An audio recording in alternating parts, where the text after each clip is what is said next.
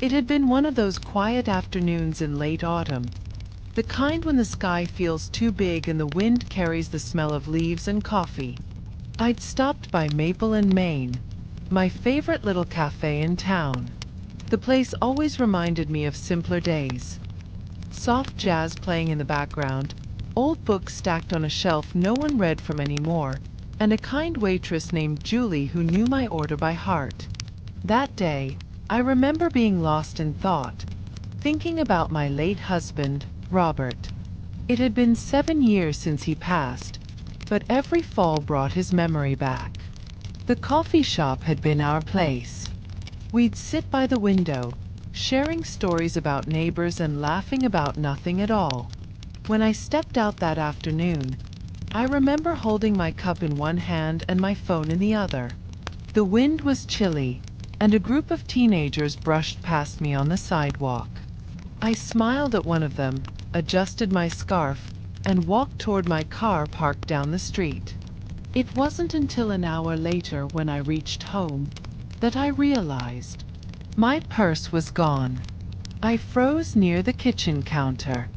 I always placed it on the right side when I came home, but it wasn't there.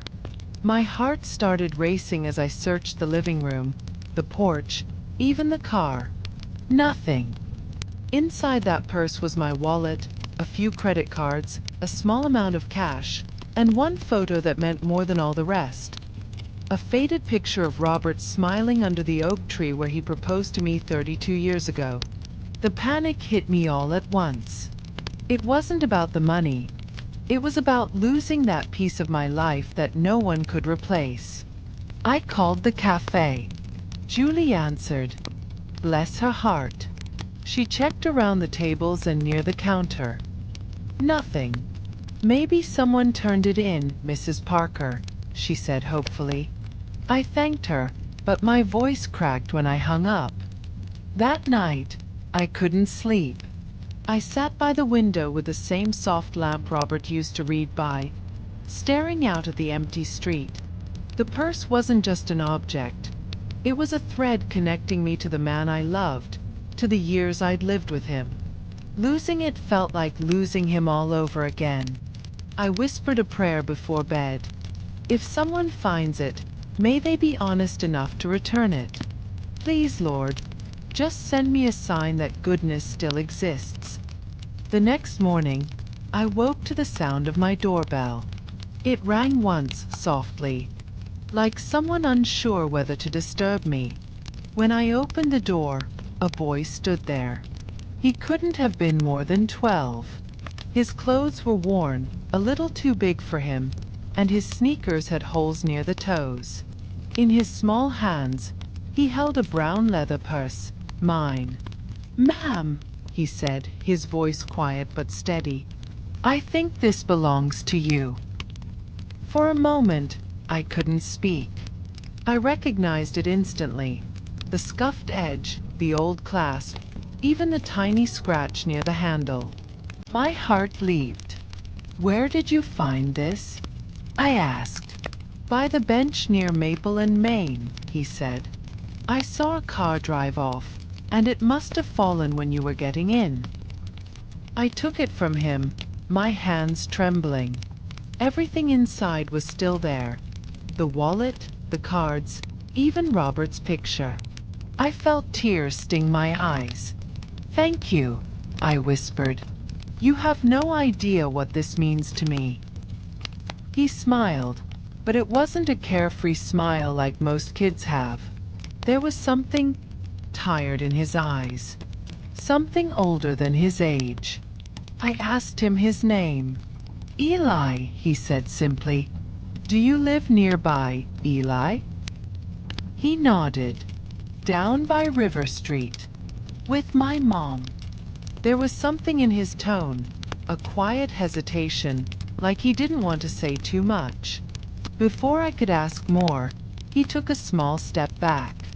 I should go now, he said. Mom worries if I'm gone too long. I tried to offer him some money, not as a reward, but as gratitude. He shook his head quickly. No, ma'am. Mom says, When you do something right, that's the reward. And just like that, he turned and walked away down the street, disappearing around the corner before I could even thank him again. That day, as I sat with my purse clutched in my lap, I felt something I hadn't felt in a long time: hope. But little did I know, that wasn't the last time I would see Eli. And his kindness that day, it wasn't as simple as it seemed. The following days went by quietly, but my mind kept drifting back to that boy, Eli. There was something about him I couldn't shake off. His eyes. They carried a kind of sadness I had seen only once before, in my own reflection after Robert passed away. I'd gone through my purse more than once since that morning, partly to reassure myself it was really back, and partly because something about that encounter had left me unsettled, in a good, strange way. There had been no reason for that boy to come all the way to my house, to walk through the cold just to return something he could have easily ignored or sold. A few days later, I went back to Maple and Main to thank Julie for her help. While I was sipping my coffee, I noticed a familiar figure outside, standing near the trash bin, looking for something. It was Eli. He didn't see me at first. He was picking up a half-eaten sandwich someone had thrown away, brushing off the dirt before wrapping it in a napkin. My heart sank. I walked outside and called his name. Eli! He froze, startled. When he turned, I could see the embarrassment written all over his face. "Mrs. Parker," he said softly, trying to hide the sandwich behind his back. I walked closer, my tone gentle. "Eli, are you hungry?" He didn't answer, just looked down at his worn-out sneakers. "Come," I said. "Let me buy you something warm." He hesitated, then followed me into the cafe. He ordered a hot chocolate and a sandwich, but I noticed he only took small bites, saving most of it for later. When I asked how his mother was doing, he said, "She's sick. She hasn't been to work for a while." That explained it.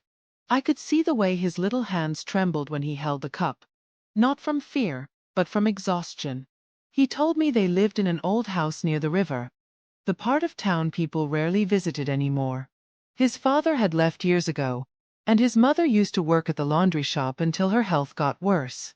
I listened quietly as he spoke, my heart breaking with each word. Then he said something that stayed with me for days. "Sometimes when Mom's medicine runs out, I collect cans and bottles. People throw away so many things they don't need, but for us, that's how we get by." When he said that, I realized the boy who had returned my purse, without taking a single dollar, was living a life where every coin mattered. That night, I couldn't sleep again. His face, his voice, the quiet pride he carried despite his hardships, it haunted me. The next morning, I made up my mind to visit him. I drove down to River Street, the road getting narrower and rougher as I went. It was the kind of neighborhood people forgot. Peeling paint, broken fences, the faint sound of a train passing in the distance. I found the house easily. It was a small faded blue home with a crooked mailbox and a tiny garden where weeds had grown tall. I could hear coughing from inside before I even knocked. When the door opened, I saw a woman, pale, tired, but kind-eyed. "Good morning," I said softly. "I'm Lara Parker. I believe I've met your son, Eli." Her expression softened immediately. "Ah, yes. He told me about you. You're the lady with the purse." She invited me inside. The living room was small but tidy. A few old photographs hung on the wall, a younger version of her and a man I assumed was Eli's father. Eli came out of the kitchen, surprised to see me. "Mrs. Parker?" I smiled. "I brought something for you both." I handed them a basket with groceries, fruits, and some warm soup I'd made earlier. His mother's eyes welled up with tears. "You didn't have to." "I wanted to," I replied. "You raised a wonderful boy. The least I can do is say thank you properly." As I sat there, listening to their laughter and small conversation, I realized something. Goodness didn't just exist in big, heroic gestures. It lived quietly, in little homes like this, in people who kept their dignity even when life gave them so little. Over the next few weeks, I started visiting them often. I helped Eli with his school assignments, brought over meals, and sometimes just sat and talked with his mother. We grew close. They reminded me of the family I once had, and perhaps they found some comfort in me too. But one evening, something happened that changed everything. Eli didn't come to our usual study hour. I waited, thinking he might be late, but when an hour passed, I began to worry. I called their home. No answer. The next morning, I drove to River Street again. Their door was slightly open, and I heard muffled voices inside. When I entered, I saw Eli sitting beside his mother's bed, tears streaming down his face. She was pale, breathing weakly. "She's not waking up," he cried. "I don't know what to do." I rushed to her side, called for an ambulance, and stayed with him the entire time. At the hospital, the doctor said she had collapsed from exhaustion and untreated pneumonia. They managed to stabilize her, but it would take time and care for her to recover. I held Eli as he cried that night. "It's going to be all right," I whispered. "You're not alone." He looked up at me with red eyes and said something that shook me to my core. "Mrs. Parker, I didn't just find your purse by accident." When Eli said those words, "I didn't just find your purse by accident," it felt as if the air in the hospital room turned heavier. His voice trembled, but his eyes, they carried something beyond fear. Something closer to confession. I sat beside him quietly, waiting for him to continue. The night outside was cold and silent, the kind that presses against hospital windows like a ghost. Eli took a deep breath. I was near the cafe that day," he began. "But not because I was just walking by. I was looking for someone." My heart began to race. He continued, his voice soft, fragile. "My mom told me once that my dad used to work at the post office near Maple and Main. That's where he met a kind lady who helped him once years ago when he got into trouble. She said the woman's name was Lara." I felt something stir deep inside me. My name, my cafe, my neighborhood. He looked up at me, searching my face. "That woman was you, wasn't it?" I blinked, trying to recall. Robert and I used to help a lot of people, I thought. But then, slowly, a memory began to surface, blurred by years, but unmistakable. A stormy night. A man, drenched and desperate, standing outside the post office where I once volunteered. His name tag read Daniel. He had dropped an envelope meant for his boss, an important one, into the wrong bin. He was terrified he'd lose his job. I'd stayed with him that night, helped him find the letter, and even spoke to his supervisor the next morning to clear up the misunderstanding. I remember Robert saying afterward, "You probably saved that man's career tonight, honey." "Your father's name," I whispered, "was Daniel, wasn't it?" Eli nodded, tears brimming in his eyes. I sat back in shock. "Your father, Daniel Brooks." He nodded again, and the room seemed to spin. "Mrs. Parker," he said, "when my mom got sick, she told me that story. She said, if I ever met someone named Lara Parker, I should thank her. Because if it weren't for you, my dad would have lost everything back then. He always said you were like an angel sent at the right time." My hands trembled as I pressed them to my chest. Robert and I never knew what happened to him afterward. "But," I whispered, "how did you know it was me?" He reached into his pocket and pulled out a small folded piece of paper. When he opened it, I saw an old photograph, one I hadn't seen in decades. It was of Robert and me, standing outside the post office, smiling beside Daniel. "I found this photo in my dad's box after he passed away," Eli said softly. "Mom said that if I ever needed help, I should find the lady in that picture. When I saw you at the cafe that day, I recognized you." My breath caught. He looked away, ashamed. I followed you outside. I wanted to talk to you to tell you who I was. But I got scared. I saw your purse fall from the car. And for a second, I thought about keeping it. We didn't have food that day, and Mom's medicine was almost finished. But then I remembered what she said, that you once helped Dad when he was in trouble. And I thought, maybe it's my turn to do the right thing. The words hit me like waves. Slow, powerful, unstoppable. I reached for his hand. Oh, Eli, you did more than the right thing. You brought back something I didn't even know I'd lost. Faith. Not just in people, but in the circle of kindness that never really breaks. He began to cry quietly. I just wanted to make things right.